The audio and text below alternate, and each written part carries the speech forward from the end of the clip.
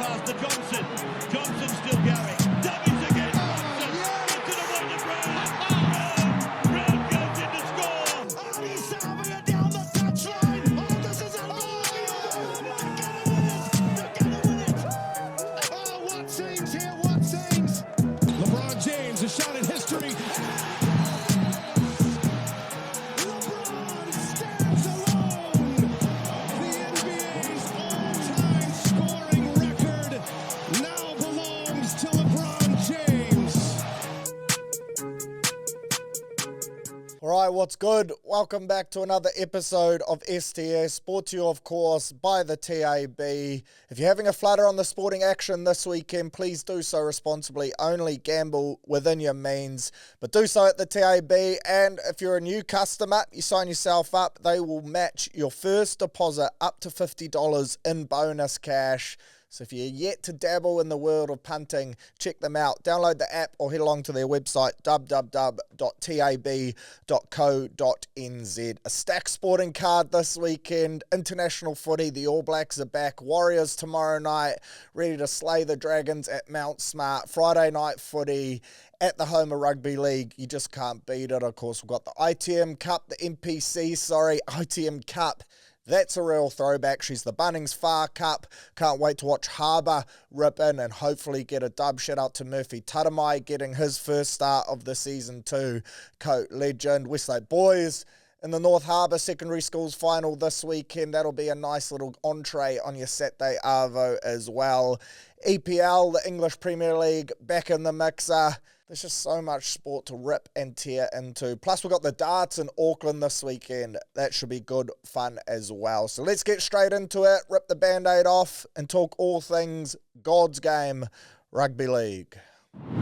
Round 23, absolute carnage yet again. Started on their Thursday night with that Storm Broncos game and basically carried on right through the weekend. There wasn't a boring clash, which is what you love come the business end, but basically every game had talking points for different reasons. The Thursday night game, as I alluded to before, that was pretty wild. Storm got the dub, 22 points to 2 against the Broncos, but the biggest talking point from that one had to be the sniper striking the Broncos and basically ending their season, or changing it at least, in the space of 10 seconds. Ezra, man, he throws the world's most costly intercept. Coates picks it off. Ezra tries to tackle him, pulls his hammy. Adam Reynolds, the old dog, he tries to turn on a dime and start to chase him down. He does his hammy as well. Then Cobbo tackles him just short of the try line. He goes on to do his hammy later on in the game.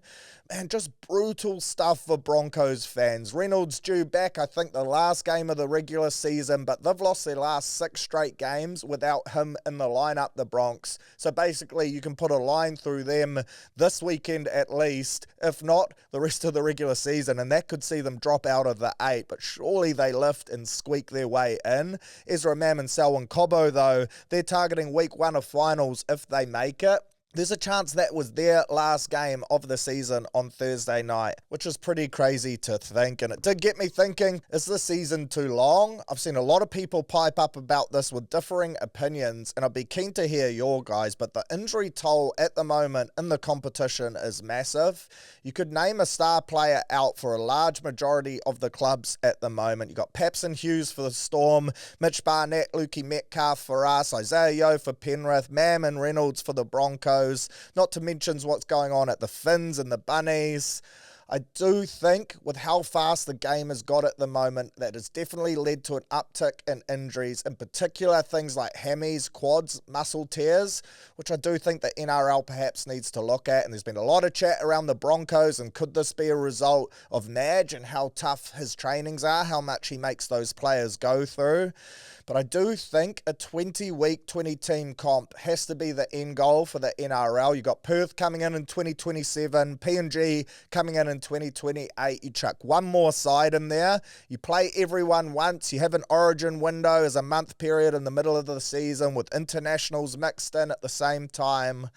I reckon that would be the perfect competition. I saw Michael Chamis, actually, of course, the journo for the Sydney Morning Herald. He suggested a 20-team NRL setup, which I thought was pretty bloody exciting. It featured conferences, midweek games, a 10-team finals.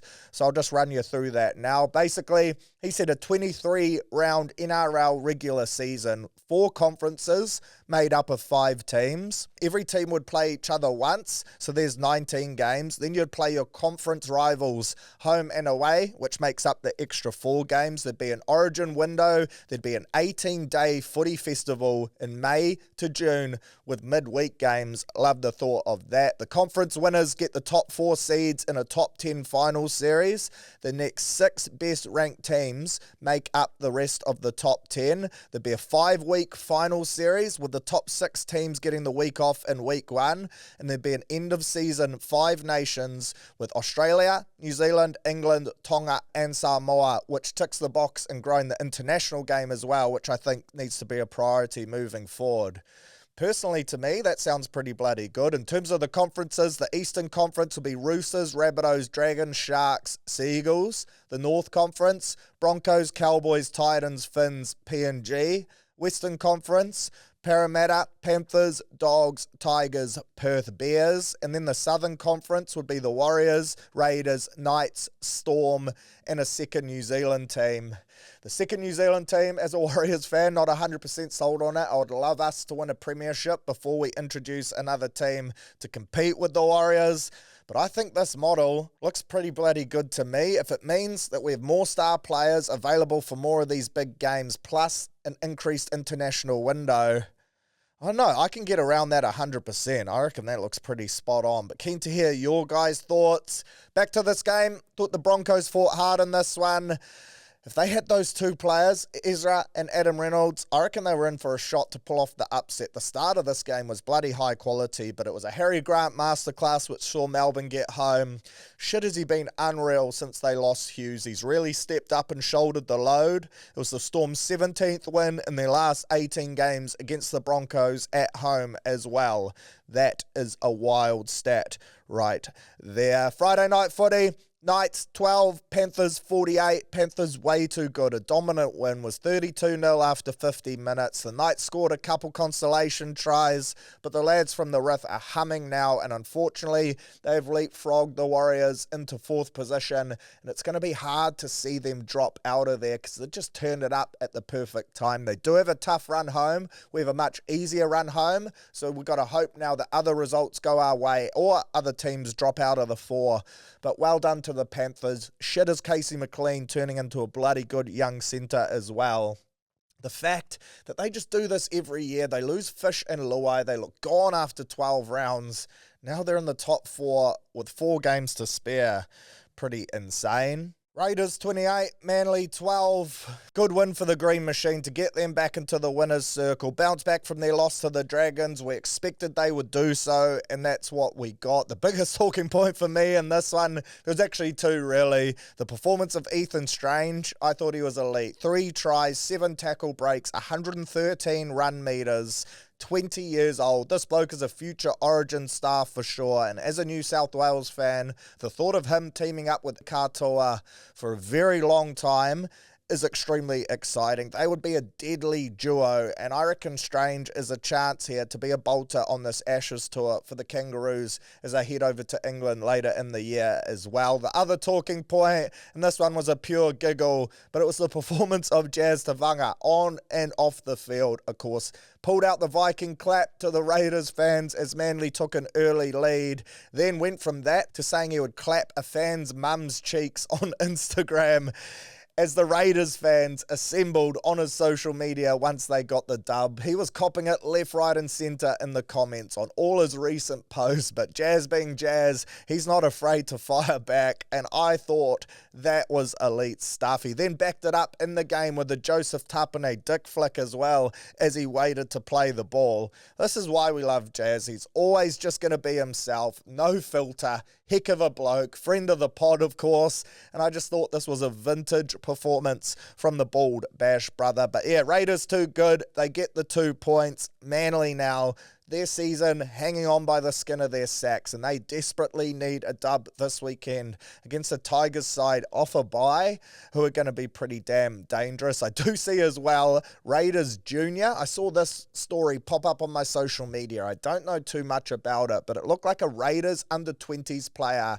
asked the club for a release on compassionate grounds so that he could be back near his family in Queensland, or that is what his agent told the Canberra side. Since being granted a release, apparently he's gone on to sign for the Penrith Panthers, which is a real blow for the Raiders. Not sure if that's play on, but I couldn't help but have a little giggle. The bloke just wanted to get out of Canberra, use the compassionate grounds as an excuse, and now he's ended up at the 4-time defending champs. Elite stuff and well played from his manager if he did pull that off. Super Saturday, Dragons 22, Sharks 14. Upset of doom. Dragons on a 2-game win streak now. Bet the Raiders, bet the Sharkies, just as we started to believe that the Sharks could potentially finish in the top 4, because of course they have a bye still to remain in their season, and then they dish up something like this, and I reckon that sums up the Sharks over the last couple years just perfectly. As soon as you think they could be a real deal or thereabouts, a top 4 side at least, they go out and get beaten by the Dragons. I thought Moses Sully was massive for the Dragons, as was Clint Gutherson. Full credit to the Red V, they never roll over, and they got the Chockies in this one. It's going to be their last win though. They're certainly not beating the Warriors to make it 3 on the trot this week. Dolphins 12, Roosters 64. What a game this was. Did not see that result coming. In fact, I think I tipped out the Dolphins, and my conservative bet last week was either team 1 to 12. I thought it was going to be close as, but it was far from that. The boys from Bondi rocked up at Suncorp and got the treats, and what a first 20 minutes this game produced. Wild scenes. We had Spencer Leniu squaring up, 4 players sent to the bin, 2 from each side. You had Sawyer Wong getting knocked the fuck out on the next carry off the kickoff. I thought we were going back to the 2010 era for a minute there. This one had so much feeling in it, and that start to the game in particular was one of the craziest I've seen in recent times. From there, the Roosters, though, they just kicked on and they were way too good. A massive performance from them and a real statement win too between two sides. Like, this was a game that so many were saying, winner of this makes the top 8, loser drops out. Well, if that's the case, then the Roosters certainly deserve to be there. I thought Teddy was unreal, and this could have well been the game that sees him wrap up the Dally M medal as well. I think he would have been leading heading into this one fairly healthily, and I reckon he would have got the maximum 6 points from this and locked it up. He has been so good this year. He's lucky Luke Metcalf got injured, of course, but another unreal shift from Tedesco for the Finns. I feel like losing Herbie against us might have been the final blow. They received a real hiding in this one. Good news for them though, 2026, they get Flegler back. He was cleared to return to play over the weekend as well, and I think people forget how good of a footballer he was before suffering that bloody long-term injury. So the Finns, I guess they were always going to crack at some stage. They've got so many injuries to some of their biggest names. I think they missed old Finn Diesel, Felice Kafusi here as well. But Roosters, just hot to trot, firing on all cylinders. Can they do it this weekend against the top 4 team though? I'll be watching that one extremely closely. Bulldogs 32, Warriors 14. Rough game this one on your Saturday night. Pre-game I was feeling good. Weather horrible in Sydney, and lately the Dogs have been no good in the wet. That was all the talk around them. They can't win games in the rain. So I was stoked the weather gods had answered my prayers. I thought that was going to favour us massively, slow down that smaller Bulldogs pack's foot speed, allow us to use our size through the middle, and we get the result. Plus, when you throw in, we were wearing our Indigenous jersey, a bloody beautiful piece of kit, and we got Fisher Harris back. I thought this was going to be us ready to go, rip in, pull off the ambush at a core, but unfortunately what unfolded, look, it just wasn't to be. Tamaire Martin came in to wear the 7 jersey, replacing Tanner Boyd, who dropped down to play New South Wales Cup, but unfortunately T suffered an HIA early doors, and that meant we lost the 7, which threw a massive spanner in the works. Chance had to move into the halves. He said they'd hardly prepared for that at all, and in fact, he said when the trainer ran on and told him it was him moving into the 7, he was a little bit shocked, and to be honest, I kind of was too. I thought they might have brought Tane up to play 7 87 just because of his ball playing and playmaking ability. Move Chance to the back then and use him to meter eat out the backfield in wet conditions, because I thought that rain on the surface took away some of Tane's best attributes on the kick return. He's got fast feet, agile, but it's so hard to bring those elements to your game in the wet, whereas Chance, meter eater, workhorse, running back, I reckon it would have suited him in the 1 jersey, but it is what it is. C&K moved into the halves, and the Dogs, they just turned up the heat, really. They were the better team on the day, 100%. We lost Capes and Lecker during the match for different periods as well. And when you look at the stats, some of them suggest it was close, and some of them suggest that the 32-14 scoreline was pretty accurate. We completed well, 83% compared to the Bulldogs' 84%, 8 errors apiece, so it wasn't like that was costly. Penalties, 8-7 in favour of the Dogs, but these are the ones that really tell the tale. 6 line breaks to 0 in favour of the Bulldogs, 44 tackle breaks to 14. We missed 44 tackles in those conditions. That is not great. Only 14 missed tackles for the Dogs. That is pretty crazy. Interestingly, 22 kicks apiece, but listen to the metre difference here. 755 metres for the Dogs, 456 kick metres for us. That Burden 40-20 he pulled off was wild. It was literally a missile. I think it was tackle 3. He just sent it, basically a 20-10, and that was a huge nudge. But in dropping Tanner, we certainly did miss a fair bit in our kicking game, and I think those conditions would have suited him. He's got a big boot. He can kick long, trap teams in corners, and then we look to apply pressure defensively. Losing to Maire Martin certainly hurt in that aspect, but I think if you said who has the best kicking game out of the Warriors halves or available halves at the moment, Tanner would be ranked number 1. So I just think the weather conditions certainly didn't help that decision there from Webby. In terms of your standouts, RTS led us for metres again, 155 in this one, which in the wet is basically 250 of the best because metres were hard to come by.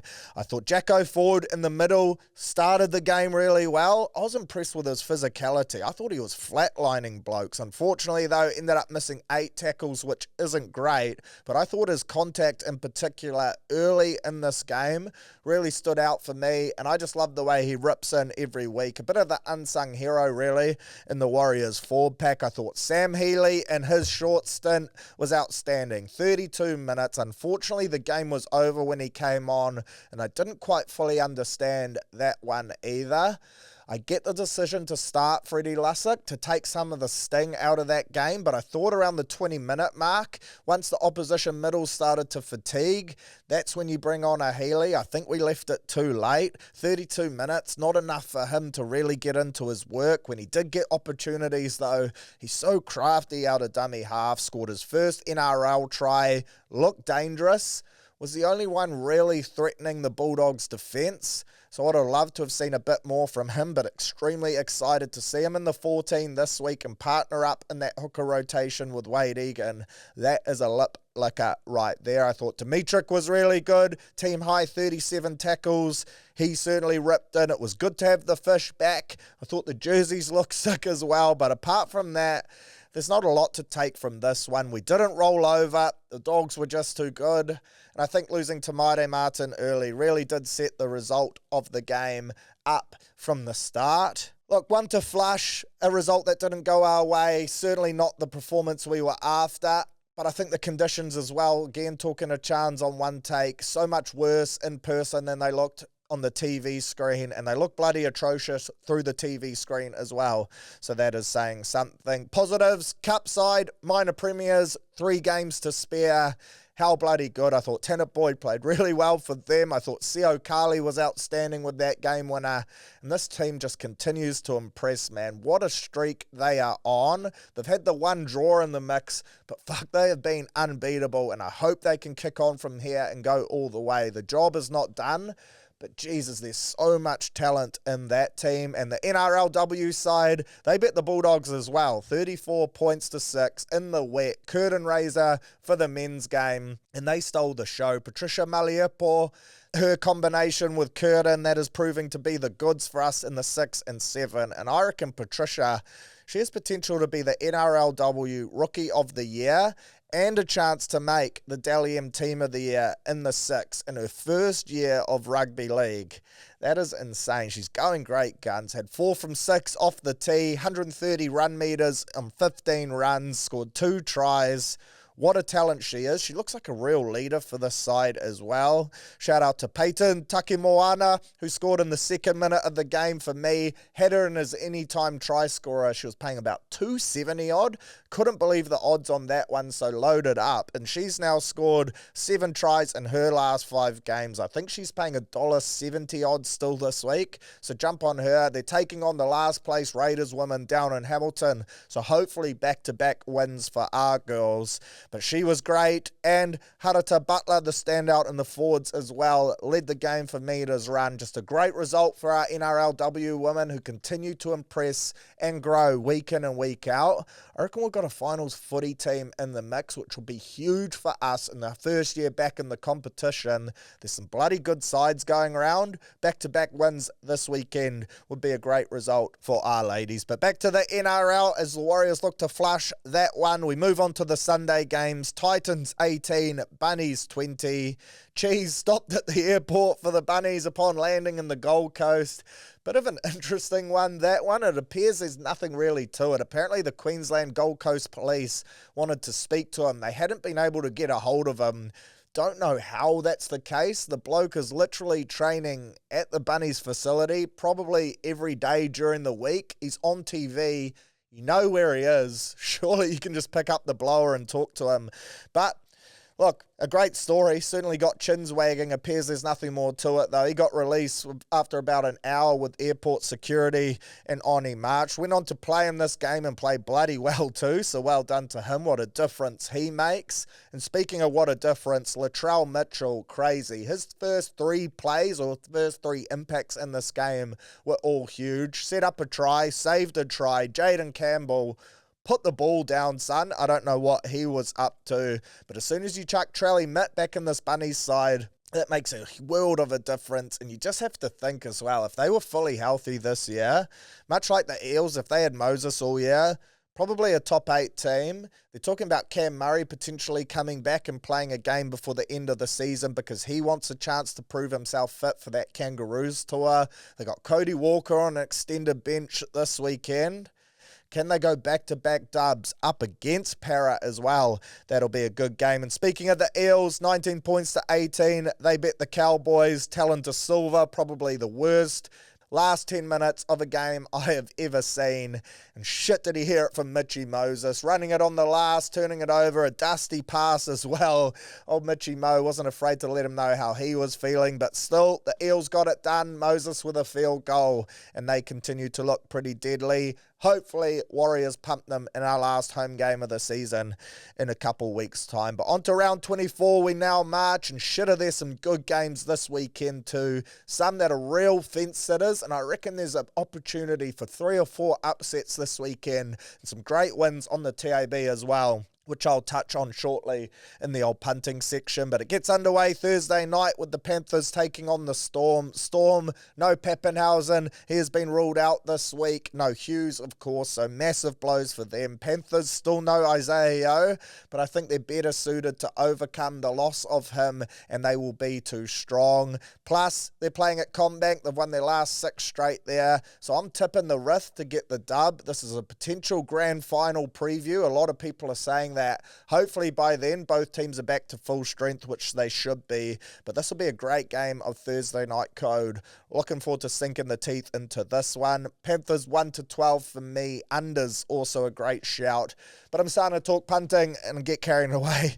I'll touch more on that shortly. Friday night, Warriors, Dragons, can't wait for this one. Back at the Fortress. Dragons haven't beat us at home in New Zealand since 2017. And yes, we've had a bad run of results lately. There is no way around that. No beating around the bush. The Dragons, they come here confident 2 big wins on the trot. They've been a good side all year that stays in the fight. They hardly ever get pumped, always close losers, and I'm hoping that is the result in this one. I really do think our boys are going to lift and get the dub back at home in the Indigenous jersey again. They love wearing that kit. They want to put some pride and mana back in the jersey, and for me, the fact that Wade Egan is back is a massive inclusion for this one. As I alluded to before, really excited to see that 9-14 combo go to work. I hope Webby brings Healy in earlier than he did on the weekend. If you are a ruck defender, if you're at marker for the Dragons this weekend, then you would be shitting bricks. You got the CEO of ruck manipulation, Wade Egan, and then his 2IC and Healy coming off the pine. The creativity and playmaking pressure that these two will take off our halves in this game is going to be massive, and if we can get quick play the balls, these two will run amok all night long. Looking forward to seeing that. Of course, unfortunately, Kurt Capewell ruled out HIA, as is Tamaire Martin. Tanner Boyd comes straight back into the 7. I have a feeling he probably would have come back in anyway, and it might have been Tamaire in the 14 and Healy missing out, but it will be good to have Tanner back just for his kicking game. The Dragons, they're a gritty side. They drag you into the arm wrestle, and that is where we do our best work too. So hopefully the boys show up ready to play, and we can come away with a big dub. An exciting bench for us as well, a young bench, average age of 21 years old, with Sam Healy only 4 games into his NRL career, being the oldest of the 4 players. So we're getting another look at this Warriors next gen. Shit, we stacked in that department as well. So looking forward to seeing some fizz and energy off the Rimu. Also looking forward to seeing Leka back starting in the second row. Loves playing at home, scored in his last 3 straight home games, so you best believe I'll be chucking him in for an anytime meat pie. On paper, we should win this one. Running across the team sheets, Dragons, apart from Gutho and Damien Cook, not a lot jumps out at you there, but they are a dangerous team, so you don't want to get too carried away. And I do think this one will go down to the wire, Warriors 1-12 type stuff. In terms of other talking points around the wires, did want to address this whole Jet Cleary chat, and I feel like I've been talking about it the last couple of weeks, but the Aussie media in particular, I think it is clickbaity stuff, but they're calling for him to get a crack, to which I say it's too soon. He's still only 20 years old. His progress this year has been massive, but unexpected, and I still don't think he's in our top 3 halves in the club at the moment. Plus, you have to factor in the situation. He's going to be an absolute gun, and he's already a bloody good player, don't get me wrong, but I think debuting him in these circumstances at this time of year, with the amount of players we have out, and just how important it is to win this game, with the team currently in a little bit of a slump looking to bounce back, I just don't think you're setting him up with the best platform to make a debut and for it to be successful either. So I don't think it is time to debut Jet. I don't think we will see it at all. I don't know if those conversations are being had, to be honest. So in Tanner and Chanel, we trust, and I definitely think they are more than capable. Chanel, 3 weeks ago, playing some unreal code. So hopefully we get to see that again on Friday night. I did want to point out as well, Malakai Javier has signed with the Warriors. This one got released by the Mole, and to be honest, I didn't know who this kid was, but seeing the photo of him, apparently he's 15 or 16 years old. The kid has a mo. He's literally standing next to his agent. He looks bigger than him. He's an absolute monster, powerful, unreal ball runner, strong as fuck, and apparently he could well be the next big thing, or could progress to be the next big thing, which I hate lumping on a kid's shoulders, but there's a lot of excitement around him signing. He signed a 2-year deal, but yeah, go Google him, check the photo.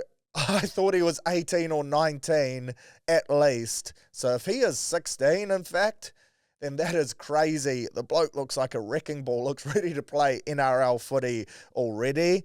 And then there's this rumour around Alofiana Khan-Pereira potentially being looked at by the Warriors. He seems to have fallen out of favour with the Gold Coast, off contract into next year, free to negotiate from November this year. One of these several Titans players, Tino's in that same mix as well. And actually on Tino, apparently 4 clubs keen for him, with the Dogs sniffing around. If they get him, that would be crazy. Leo Thompson, Tino Fa'asua Malawi added to that forward pack over the next couple years.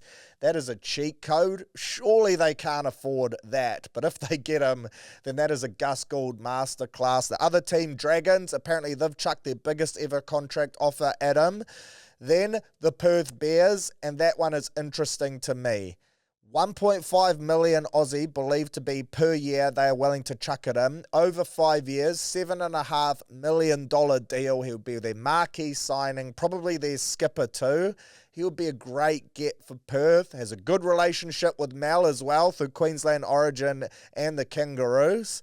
I reckon, geez, if I'm Perth, him and Munster are my number one targets. Jaden Campbell, another Titan off contract in 27 that I would be going at as well. But, geez, the money is going to come thick and fast for Tino. I guess it just comes down to what he prioritises the most. Is it coin? If so, it's Perth. Is it winning a comp again? If so, then it would have to be the Dogs. Would you even rule out the Storm? Say if Munster goes to Perth, Storm have cash, perhaps he could go back there and Bellamy gets his boy alongside Stefano. They'd probably release Nelson, free up some big money there too. I could see that happening. But watch this space on Tino. It appears a couple clubs are going to go really hard for the bloke. He's still only 25, which seems crazy. Such a quality footballer. But back to AKP. Apparently out of favour. Going to test the market. Warriors interested. If this is true, and this is all just rumour mill, love a good rumour, but this would be a bloody good get for us, I reckon. Still young, only 23 years old, and he's just got out-and-out pace, which I think is something at times we've looked to lack over recent years. He can just make something happen from nothing. He's got a lot of kinks in his game that we would have to iron out, but I think under Andrew Webster, Webby will be the right coach to do that as well.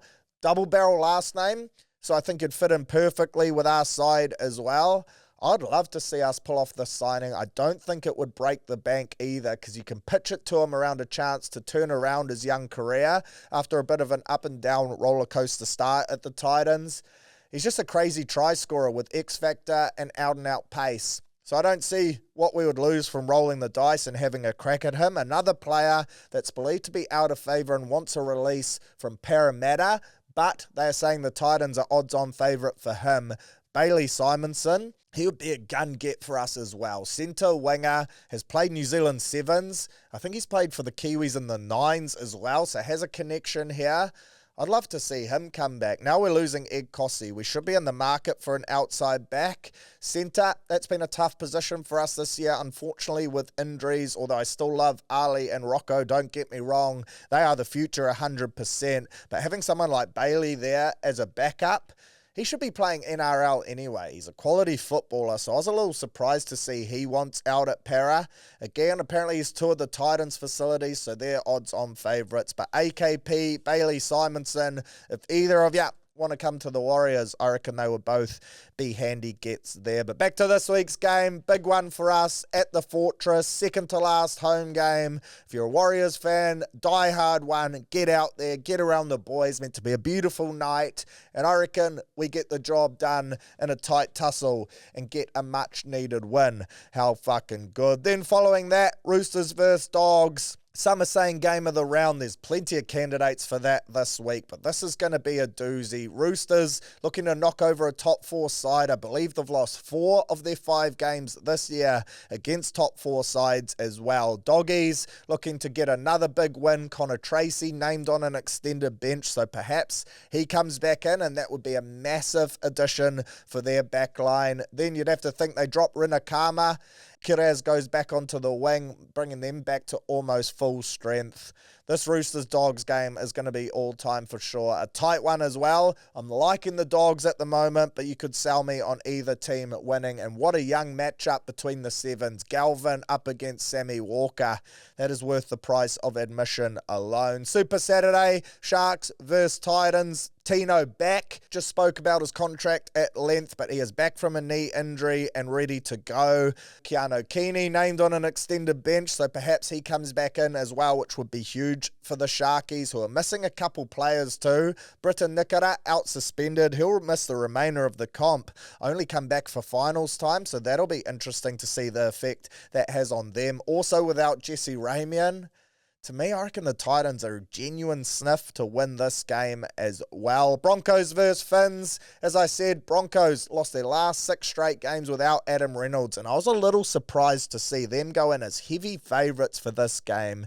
Yes, the Finns got pumped last week. They looked woeful, but the Roosters were red hot, and the Broncos, without Ezra and Reynolds, with a halves combo of Billy Walters and Ben Hunt, you can't tell me that that is as dangerous as what they rolled out last week. Reece Walsh, he's been so up and down, massive weight on his shoulders now to really step up. I reckon the Finns could be on in this game, and personally, I'm leaning that way. Either way, though, going to be a really good game. Bunnies versus Eels. Cody Walker, extended bench for the Bunnies. I reckon this one will be a tight tussle too. Two teams that are the real what-if stories of this year in terms of if they were healthy. As I mentioned before, then they could be in completely different situations. AJ inching incredibly close to that try-scoring record now. I think he's only 4 off. The Fox scoring tries for fun for the Eels too. Some big matchups all across the paddock, but I reckon that one should be a good watch as well. Then you roll into Sunday, Tigers, Manly. That'll be a good game to watch as well. Tigers, they'll be up for this one off the back of a bye. Manly, literally desperation station for them now. They need a dub to keep their slim playoff hopes alive. Tommy Turbo, he is going to stay at fullback as well, even though Lehigh is back and available. So the Manly Gulls throwing everything at this one. And then Cowboys versus Knights. Bit of a poo slinger to round out the round, to be honest. Bit of a shit game. One for the purists. 6 p.m. kickoff, so perhaps you're over your code by then. Still, I'll be watching. Good game for your same game multis. Should be some points in that one, which we'll touch more on shortly. But another good round ahead. Round 24. So many talking points in the NRL, and no doubt this weekend we'll dish up so many more. How fucking good is footy? Rugby Union, we've parked the Steed and now it's time to pick up the Gilbert, and a couple big talking points in this game as well to tick off. First one, Super Round, good to see it back. First time it's going to be held in New Zealand, and what better venue than at the new stadium under the roof in Christchurch. Literally was stoked to see this, apart from one thing, the date. Anzac weekend, a great weekend for sport, of course, an Australia-New Zealand competition, so that 100% makes sense. But it does clash with the Warriors in Wellington, which I assume is going to be on the Saturday night. So as a fan personally who would have loved to have gone to both, I think the Warriors in Welly wins for me. If these were one weekend apart, then I would 100% made the trip to Christchurch. And no doubt there'll be a committed few that go Friday Christchurch, Saturday Welly, Sunday back to Christchurch, and you make a heck of a weekend out of it. The ultimate triple header bender, which as I say it out loud, starts to tick a few boxes in my head, so maybe that's the game plan around it. But good to see Super Round back. Just a little bit gutted it does clash with the Warriors, but hey, if you can make both work, then what a weekend of sport that is going to be here in New Zealand. Second talking point, R360. I put up on my Instagram story last week around an All Black being offered around $12 million contract to join the Rebel Rugby League, but turned it down. And there was a lot of people, a lot of speculation trying to guess around who the player was because the article didn't name them. The most common guesses I got, Geordie Barrett, Artie Savia, Bodie Barrett, Damien McKenzie. Well, I've since been told that it is believed to have been Rieko Ioane who got offered this deal. Now, I will say it was loaded with clauses, apparently, around the success of the competition and how much of that $12 million he would get paid. So it wasn't guaranteed to be 12 milli. Apparently, it was also heavily backloaded, the deal. So it came across as being quite dodgy. But that is a shit ton of money to throw at a player like Reeks, who would get bums on seats and people talking. He's a polarizing character and a bloody good footballer, but I was a little surprised that it was him. I believe the R360 people also approached World Rugby recently, tried to get them to move the Rugby Championship to back in the calendar so that there was a bigger gap between the end of Super Rugby and the start of the Rugby Championship so they could run the tournament in that window and try and get some New Zealand players across the line. Apparently, quite a few big Springboks are signing, some players from all around the world, in particular the North are signing, but they're struggling to attract marquee names from this side of the ditch. Although a lot of talk, Pappenhausen has put pen to paper, pending that this deal gets underway, this competition, gets underway in the first year. And if that is true, then that would be a big get as well. But interesting times as this R360 kind of comes together. They're pushing hard to start next year. I think they're going to run out of time personally. But World Rugby not wanting to play ball and pushing that calendar back. Rieko Ioane knocking back $12 million to prioritise the black jersey and another stint at a World Cup. It's all go at the moment in the world of rugby. Plus, you throw in Richie Mo'unga returning as well. And he'd have to be someone, right? End of 2027, when his deal that he signed to return to New Zealand Rugby is up. Surely he's an R360 candidate for a fuck ton of cash. But massive news for him, returning to New Zealand mid-2026, probably the worst kept secret. Everyone knew that Razor and New Zealand Rugby were pushing hard to make this happen, but now we know the details. He'll be playing for Khan-Pereira next year in the old NPC, so he's going to miss Super next year for the Crusaders. His goal then, after a big NPC season, will be to play end-of-year tour footy for the All Blacks. Then 27, Super Rugby for the Cruisers, and then, of course, Rugby World Cup. I was stoked to see him back. I was gutted to see it was at Canterbury and not Moana Pacifica. Apparently, Moana and the Crusaders both offered him, and he decided to stay in Christchurch. I get it. Probably one of the best, if not the best, Super Rugby player ever in terms of success rate and his impact on the competition. So perhaps he just wants to be a one-club man in that comp. And 100%, it's hard to argue with that. I just reckon it would have been sick to see him at Moana in 2027 with Ardie Savea and Ngani Laumape and whoever else they pick up in the meantime. They would have formed a formidable squad. We will have to wait and see, though, just how much Super Rugby guys like Ardie and Richie play in 2027 World Cup year. Do they save them and try get them peaking for that tournament? But happy to see Richie Mo back. Interesting talking point. D-Mac, Bodie, Richie Mo. 3 doesn't go into 2, although historically we have carried 3 first fives. We just aren't at the moment. Basically due to injury, and that we've got so many outsides. Bodie, 34. Does he make it to the next World Cup? I reckon he does because of the form he's in at the moment. So a lot of people saying who drops out. I was one of them. Personally, I think all 3 make it. But with Richie Mo starting, you'd assume, then Bodie, you've got to have room for him as well. It's going to be an interesting pickle, and I dare say, I doubt Bodie and D-Mac were that fizzed with it once the news came across their desk, although I do think they both would have known it was coming realistically. But a massive get for New Zealand Rugby, and the thought of a Roygaard, Richie Mo, Will Jordan, 9, 10, 15 at the next World Cup. That definitely puts lead in pencil. But onto the rugby we get back to. The games this weekend. All Blacks versus Argentina. Looking forward to this one. Razor, he's basically said Wallace Satiti, Tamaiti Williams not available, but that Scotty Barrett, Bowden Barrett will be. So I'm expecting us to name a pretty strong squad tomorrow. Shout out to South Africa. Rassie, love a lot of things he does, question a lot of things he does as well. But him naming the Springboks team on Monday, that is so good to see. I wish all teams did a team naming Tuesday. I always harp on about it, but fuck would it make things a whole lot easier for us and a whole lot more exciting too. You start building up matchups and things like that. For me, a Thursday morning team naming is way too late, but really looking forward to this game in Argentina. I think as well, the RGs are going to be up for this game. I was looking at some stats before. I think out of 3 of our last 5 clashes they bet us in, and all 3 of those wins have been in the first test of a little series against them as well. So I don't expect the All Blacks to be rocking up complacent in this one, and I think New Zealand Rugby fans should be expecting a really tight game as well. It's not easy to go over there and get the dub, and the RGs have named a bloody strong side as well for this game, so they're going to be up for it.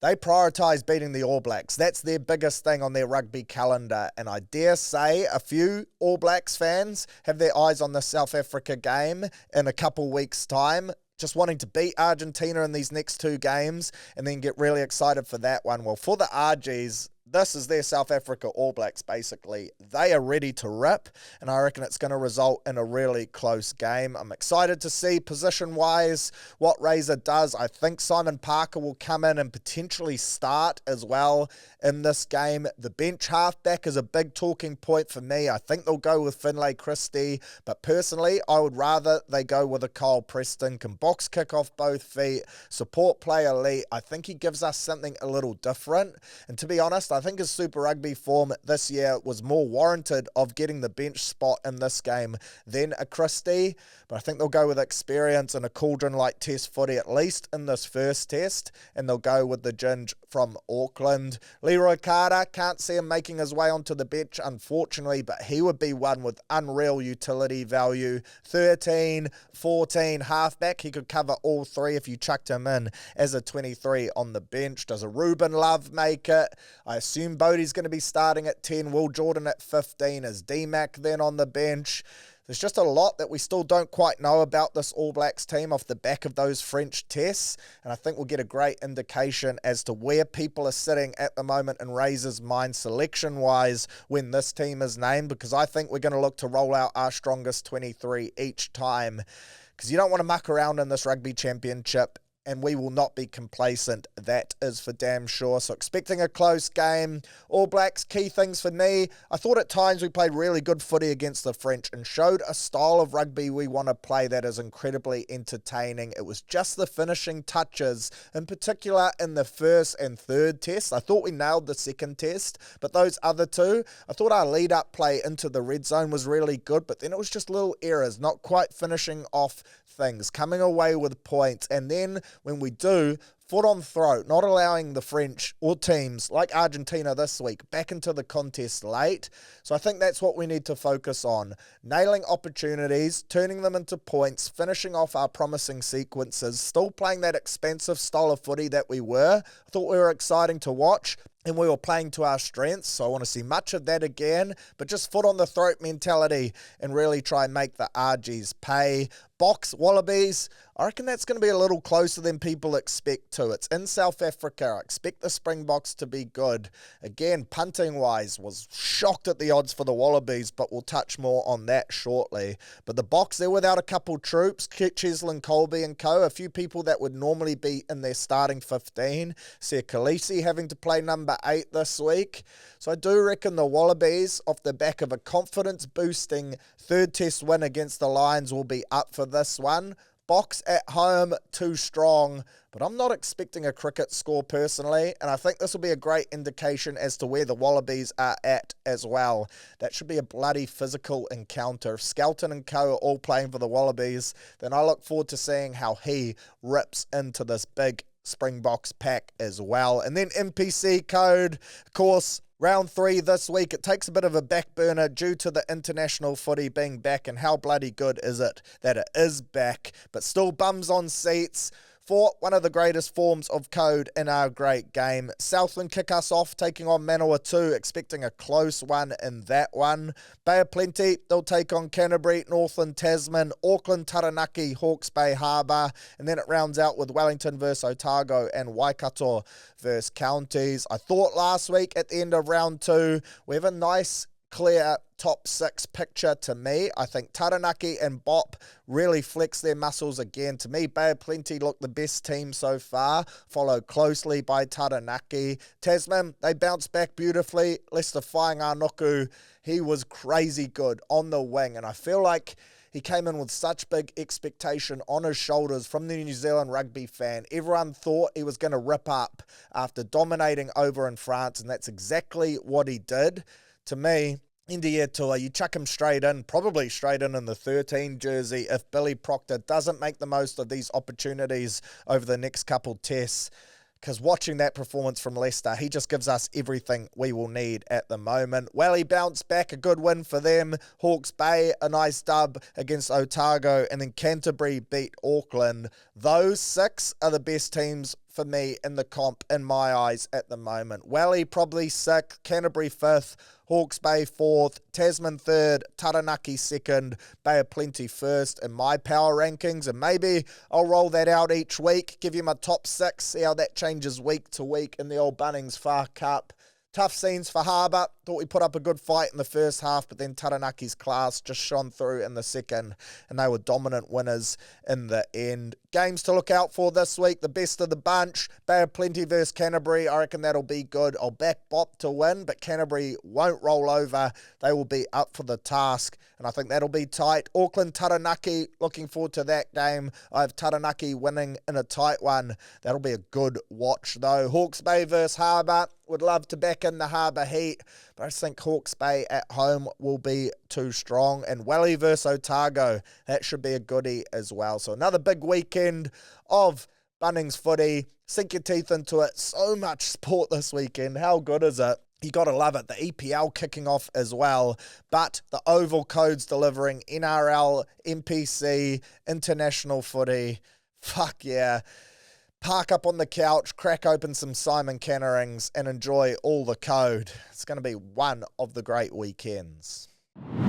Right, green ticks on bet slips. Let's have a crack, see if we can walk away at the end of this weekend with a healthy TAB account.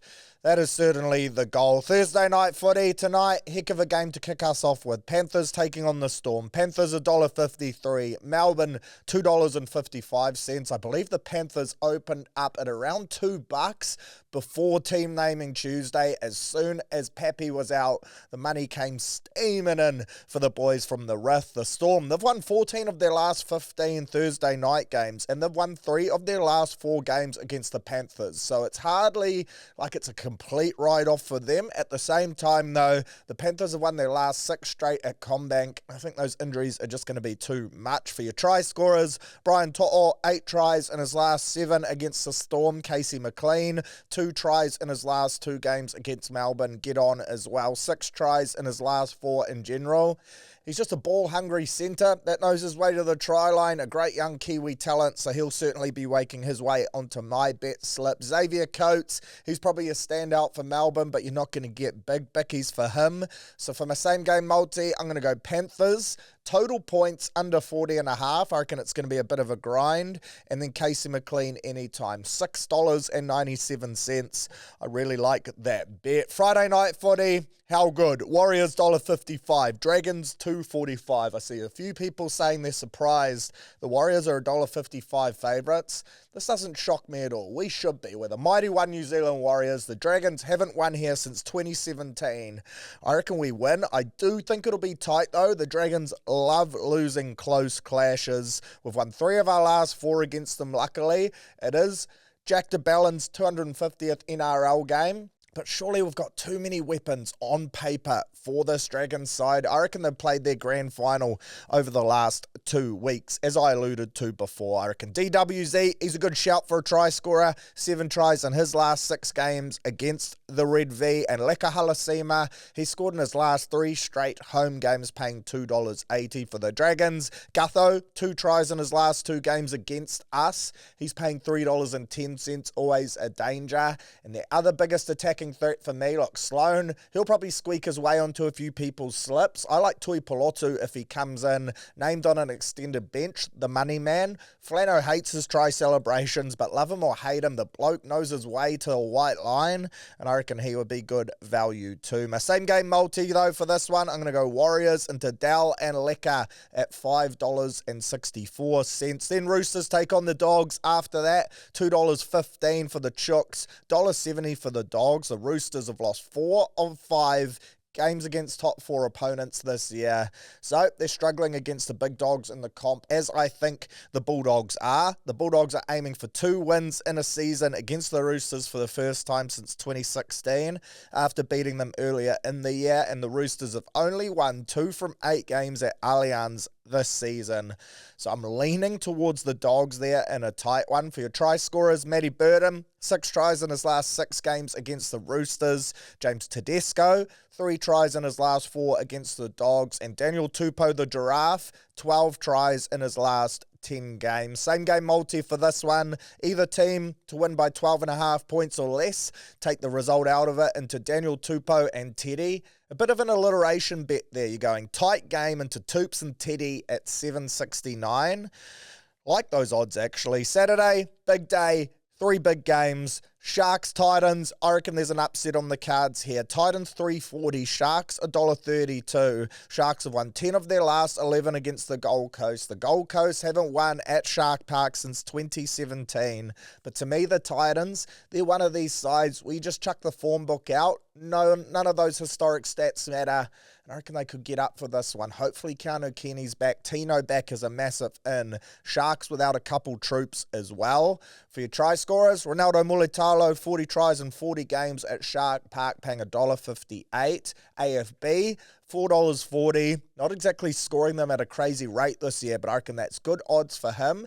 And it seems like this is a game where an AFB could cross against the Titans side where defence is optional for the Titans. Philip Sammy, aka the Sandwich, 5 tries in his last 3 games. Extremely underrated as a try scorer, paying $2.75.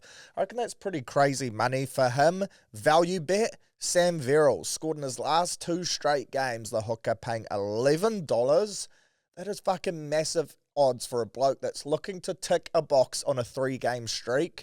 Perhaps that's a nice little side bet to get around there. A little single for your Titans Sharks game. My same game multi for this one though, did say upset season, but in a same gamer, I might just play her safe and go Titans on that line, plus 10.5 into Philip Sammy and Ronaldo at $6.32. If you go Titans 1 to 12 there, that would juice that up bloody nicely though. Broncos $1.68, Finns $2.20. The Broncos, as I said before, they've lost their last 6 straight games without Adam Reynolds, and I reckon that could be the deciding factor in this one for the Dolphins. Jake Averillo, he scored 5 tries in his last 4 games against the Bronx. And the Hammer, he scored 16 tries in his last 10 games at Suncorp. On a 2-game drought, you can get him for $2.02. That seems like crazy value for him. For the Broncos, Katoni Staggs, he scored 5 tries in his last 6 games at Suncorp. My same game multi though for this one, I'm going to go Finns into Averillo. And then I was tossing up between either the Hammer or the 8%er, Cody's Nikarima. And for some reason, I've gone with the 8%. So I'm going to go Finns, Averillo, Cody Nikarima, $14.46. But you best believe I'll have some money on Hammer for sure. Bunnies, Eels, another one that screams possible upset. Shit, are there some games this week where I reckon you could go either way on these ones. You wouldn't be shocked if the result goes completely opposite that the way the odds are pointing. This is a chance to walk away with some big dubs if these underdogs can pull off these upsets. Bunnies $2.25, Eels $1.65. Rabbitohs have won 8 of their last 9 against Para. Eels winger Joshiato Carr, 14 tries in 14 games against the Bunnies. AJ, 18 tries in 15 games against the Eels. The Eels have won 6 of their last 7 games against bottom 9 sides though, and the Rabbitohs have lost their last 3 straight at Allianz. Cody Walker looming on an extended bench makes this one a tough bet. They're just so much better with Latrell back. So I'm going to go either way on this one. Fence sit, same game multi. Either team to win by 12.5 points or less. This one's actually a really missionary bet. Almost too missionary to be called missionary. In fact, I'm going to dub this one the hungover route. You're not breaking any PBs, but you get the job done and you take it for what it is. It's just a good time, nothing to write home about, not a memorable one. It's not one you're going to remember on your deathbed, but hey, still good fun. So you go either team, 12.5 or less into Fox and AJ, a couple wicked wingers right there. $3.62. Again, it's not going to make your autobiography, but it's a nice little bet to round out your Super Saturday. Sunday night, Tigers $2.30, Manly $1.62. Sorry, it's Sunday Arvo code, and I reckon this one could be a doozy. 6 of the Tigers' 8 wins this year have taken place on a Sunday Arvo, so that's a tick for the boys from Balmain. Manly, though, they've won 7 of their last 8 games against the Tigers, so a bit of a counter stat there. Api Korosau, 3 tries in his last 4 games against his former side in Manly. Tolu Kola, 7 tries in his last 9 games. And Jarrell Skelton, 5 tries in his last 4. Same game multi for this one. Skelton, Kola, either team 12.5 or less at 5.66. I do like the Tigers to get up in this game though. And then Cowboys $1.46, Knights $2.75. The top shelf poo slinger to round us out for round 24. The Cowboys, they've won their last 4 games against the Knights. The Knights haven't won in Townsville since 2015. Semi-hard Valame, he scored 9 tries in his last 8 games at Queensland Country Bank Stadium. Tommy Dearden, though, best try scorer bet of the weekend for me. He scored a try in his last 4 straight against the Knights. He's paying $3.60 to dot in this one. I personally love that bet for the Knights. Dommy Young, he scored in each of his last 3 games against the Cowboys. $2 for the XL Dommy. I reckon that is great getting. Pretty juicy odds there as well. My same game multi, I'm going to go Cows to win, Dearden and Dommy at $8.82. Or you could go with the Triple D bet, an all-male threesome. Dearden, Dommy, Drinky, $16.78. Not bad stuff right there. NPC Round 3, Friday night footy. Southland $1.60, Turbos $2.25. That is going to be a tight game, that one. Expect that to go down to the wire. Don't think there'll be a lot separating these 2 teams, but Southland with the home ground advantage. I'll probably give them that one on the nose, bees, dick type of stuff. Saturday, Bay of Plenty $1.57, Canterbury $2.35. I like the Bay of Plenty here in this game.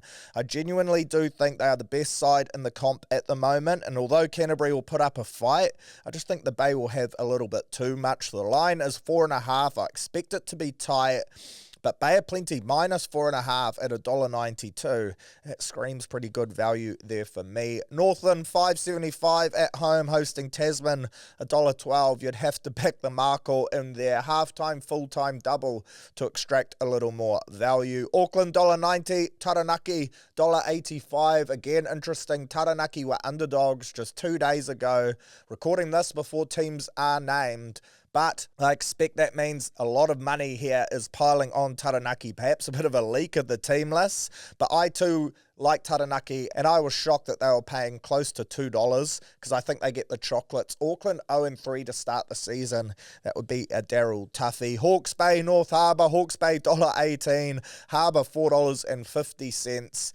Tough buying there for Harbour. Probably have to go Hawke's Bay halftime, full-time double, unfortunately. But Harbour try scorers is where you can make some money. K Banks, SoFi Maka, if both are named, get on board the old Bermuda Triangle. Sunday, Wally $1.22. Otago as your $4 outsiders. I don't think Otago deserve to be $4 outsiders. That line is huge too. 12.5.